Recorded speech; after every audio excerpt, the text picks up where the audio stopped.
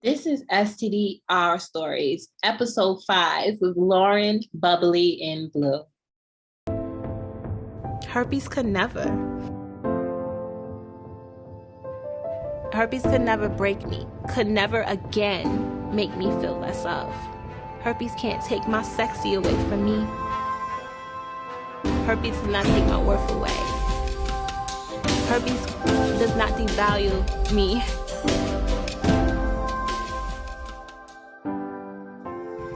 Herpes can never.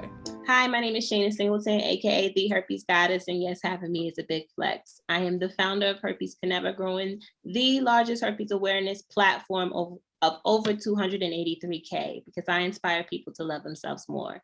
The mission at Herpes Can Never is to be at war with the herpes stigma until the herpes community feels comfortable being open about their status and proud of their sexuality. I am excited about today. This is episode 5, and we have the beautiful Lauren, aka Bubblieinblu. Did I say it right? Yeah, that's it. Please introduce yourself. Hi, I'm Lauren. I'm 28 years old, and I've had genital HSV1 for 8 years now, and I also have oral HSV1.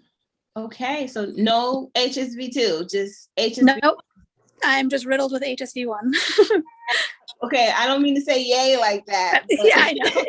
I love when I'm able to speak with someone who has HSV1 generally, because it like knocks all the myths and rumors about HSV1 straight out the door. Yep, I'm literally the poster child of like cold sores or herpes, and you can get it with a condom. So like that's literally me. That's literally so okay. When you found out, how did you feel? What was it? I was so devastated. I was 19. I was in a long-term relationship when I got it. We did oral sex and I got it that way. So I went to my OBGYN and I straight up denied it. She was like, no, you have genital herpes. I'm like, no, I don't. Like, I can't. Like, I've been dating the same guy. We've had sex with condoms. I'm like, there's just no way. It's not that. And then she did the swab test because it was very, very clearly that. Like, very clearly. But yeah, so I was miserable. I actually said to the doctor, I started crying and I was like, why couldn't it be chlamydia? Which is kind of funny. But yeah, that's how I found out. Okay, so how did you go into telling your boyfriend? I know you wasn't, when we find out we have herpes, we literally don't know anything about herpes like people do now. So then to think, I thought I only had HSV1, right? Mm-hmm. How the hell did I get it on my genitals? How did this happen? Did he cheat? What? Yeah. So we had taken a month break. We were dating for 2 years straight. We took a month break and we both saw other people. But my first thought is I brought it into the relationship. I'm like, oh my God, the person I slept with must have had it. And then she described to me how my sores were situated. She was like, no, you definitely got this from oral sex. And I'm really weird with oral sex. I only do that with people I really trust. Mm-hmm. And the only person I did it with was him. So I told him, and his immediate reaction, we were very young, we were 19. His immediate reaction was, no, you got it from that other guy. Clearly you didn't get it from me. You've been dating for 2 years and you never got it. And he actually ended up breaking up with me for a short period of time. Okay. But yeah. He didn't handle so it was rough. Well. How was you emotionally? It was rough. I felt like I was never going to find, and I felt like I'm never going to love anyone again. I felt like I was going to be stuck to those really weird dating websites with just people with herpes. And at the time, like you said, I didn't know anything about it. So I just assumed everyone who was sleazy and gross had herpes. I didn't realize that everyone has it. Like I didn't realize that it was so normal. Yeah. So I try to tell people that, especially the people that come to me in marriages, I just found out herpes. I'm like, that doesn't mean your husband cheated on you. Okay, there's so many people find out when they get pregnant because your body goes through so much weird, like, I mean, but like your body goes through so many changes that's when you find out and you automatically think your husband's cheating or your wife was cheating or whatever. There was like a rumor, this is a little bit outside but relates. It was a rumor that the COVID vaccine, it was triggering a bunch of people. Yes. They were getting herpes. And I'm like, you're not getting herpes. Your immune system is just shooting down because you have COVID in you. Yeah. And your body can't control the herpes anymore. So you're probably experiencing your first outbreak. But with research, with people actually talking about their experience, we can kind of get that out of there. I just seen a woman on TikTok who has cold sores, and found out that she also is getting them generally. And she was just kinda like, I didn't know that you can pass these cold sores, something I had since I was a kid. And I get that all the time. You know, I can pass it to someone's genitals. And that is why HSV1 spreads 7 times quicker than HSV2 because of the lack of education. Plus HSV1 loves to travel. Like HSV2 kind of likes to stay in one spot. HSV1, you can get it on your eyes, you can get it in your nose. I had someone contact me, they got herpes of the knee. Like the back of their knee would get herpes, like outbreaks. I'm like, that's crazy. Like I learned so much from just doing this platform, like my TikTok, whatever. I've learned stuff from other people. I'm like, whoa, that's crazy. Because when my first outbreak, I ended up getting whitlow, which is the herpes of the finger, because I was that bad broken out. And I didn't know there was a name for that. Yep. And then someone told me whitlow, and I'm like, whoa, there's a name for that. Someone who they have HSV2, but they have herpetic whitlow. So that's when she experiences her HSV2 outbreak. That's crazy. And that's another thing I'm trying to take out. People automatically associate HSV2 with genital herpes. Yeah. And HSV2 can be found above and below. Yeah. It's just, a lot of people experience it on their buttocks, the top of their Butt's a big one. Butt's a big one, for HSV2, as well as herpetic whitlow for HSV2.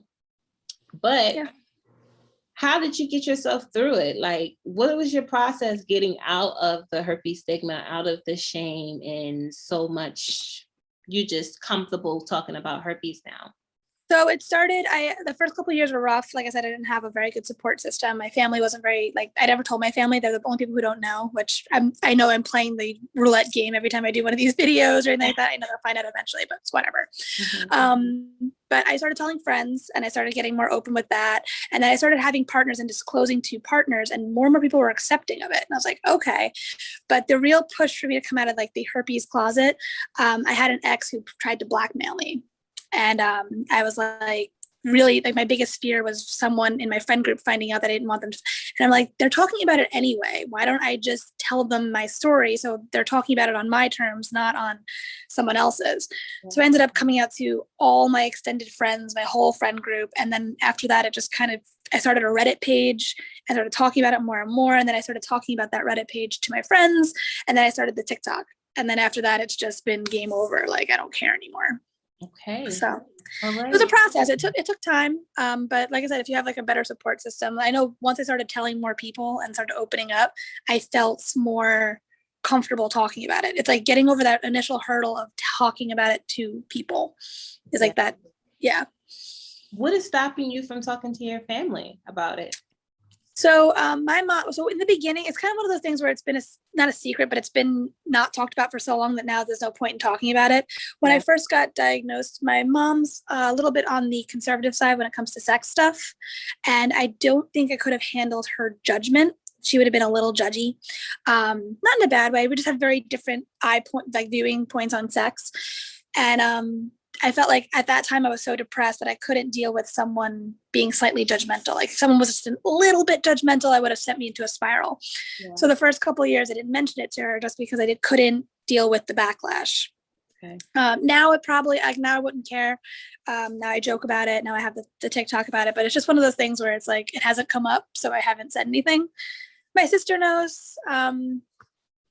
Some of my cousins know. I use my story as a warning to them because I'm like, hey, this is gonna happen. Like this could happen. This is how you protect yourself better. To try to set them out of my spot, Yeah. I was talking to a client of mine, and she was expressing how she's having a hard time talking to her family about it. She's afraid they might judge her. And I'm like, you are set up with the opportunity to change the narrative in your family right now. Yeah. To break so I do that now with my mom. I haven't actually outwardly said I have it. I said if it ever came up naturally in conversation, I would say it. But at the time, whenever I tell people about their family, I'm like, listen, if your family is going to be super judgmental and you're not in a headspace to deal with that, wait. Like if they're not going to be a support system, don't out yourself to them unless you absolutely have to. Yeah. When I was talking to her, I told her that, yeah, they might be judgy, but people are judgy when they don't know, when they're ignorant to the situation. So I was just like, you can really sit down with your siblings and your mother and be like, hey, this happened to me. This is not for you. This is just for whoever's listening now. Hey, this happened to me. I want to know, what are y'all sex health practices? Yeah. I wasn't practicing, any type of sex health. I wasn't requiring to see STD results. I wasn't doing any of those things for myself. And I would like to know what everyone is doing here, because I got herpes because I didn't have these conversations. You literally just open a whole new world up for your family. My boyfriend and I at the time, that guy that gave it to me, he had a cold sore, and I knew he had a cold sore, and it was healed up enough. Like, it wasn't. So I thought it was I thought it was healed enough, and B, I did not know it transferred from mouth to at 19. I was 19, so I didn't know, and so that's how I got it. So everyone's like, "Oh, you saw you had a cold sore," and I'm like, "I was 19. My sex health knowledge was like this big. I was told if I wore condoms, I'm safe, and like that was that. Like I didn't, that part. Yes, I know. Yeah. So, is there anything you would like to tell anyone who, say if this is the first video they ran into and they're looking for herpes support? Do you have any advice for anyone who is just finding out they have herpes, or anyone who is ready to be public about that? So, as far as just if you get diagnosed, the first year is rough. I know it's rough, like mentally it's rough. You have the most outbreaks 10 on the first year, but it gets easier. I haven't had a genital outbreak in 5 years. I get oral ones occasionally, once or twice a year, but I haven't had a genital outbreak in 5 years. So it gets easier. Like it seems like it's the end of the world your first year. You're like, oh my God, like I'm tainted, I'm gross, but it's not. It's literally, it gets easier as you go on. You get more comfortable with it. You know how to handle your outbreaks to keep them smaller. Because I know my first year, my outbreaks were giant because I didn't know how to take care of it properly. And then as you get used to it, your body gets used to it. It gets smaller and smaller, and it just gets. It's not something you think about every day forever. That's like the main thing, because everyone always like, how do you get over the depression? Like the first year is rough. It is like, it's hard to find your love for yourself with this, which is so silly when you think about it now. I mean, like, it's just skin. It's just a skin condition. That's all it is.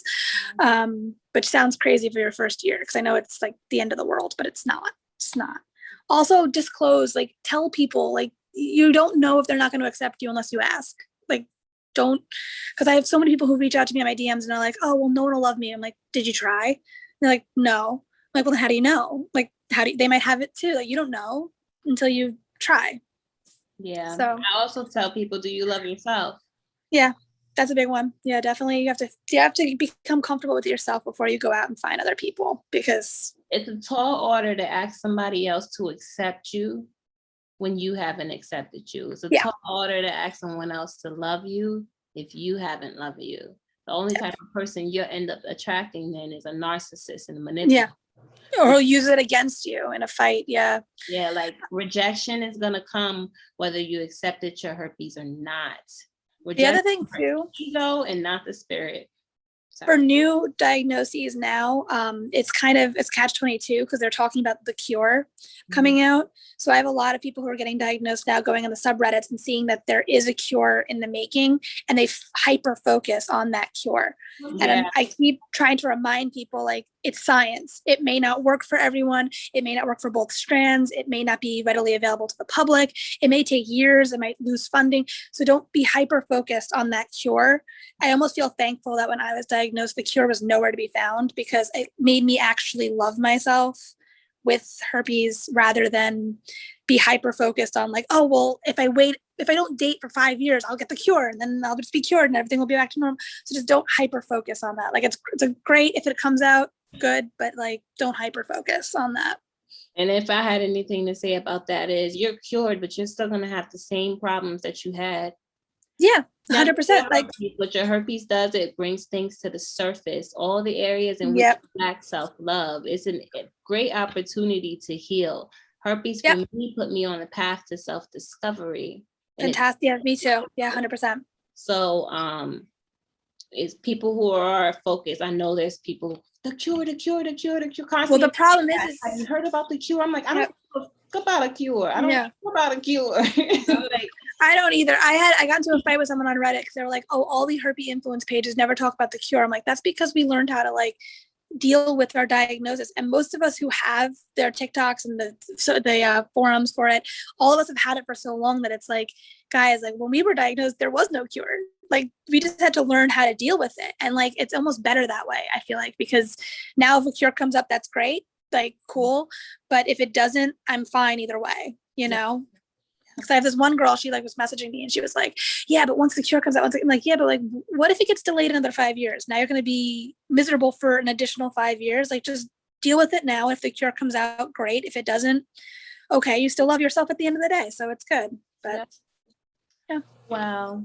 It was a pleasure speaking. Of course, anytime. Anytime. You're my favorite herpes page. I love you. Don't tell nobody else that. No, tell everybody that. No. If anyone's looking for the beautiful Lauren Bubblieinblu, I will put all her contact information in the description box below. Your TikTok and your Reddit, correct? Yeah. My Reddit is, I'll send you my Reddit. It's my lovely lady lump 69 because, you know, and anyone reach out to me on DMs. I answer them all the time. I'm here to talk. Okay. Like, I understand how rough it is. So yeah. All right. Thank you so much. Thank you. I appreciate you. All right. And, I appreciate you.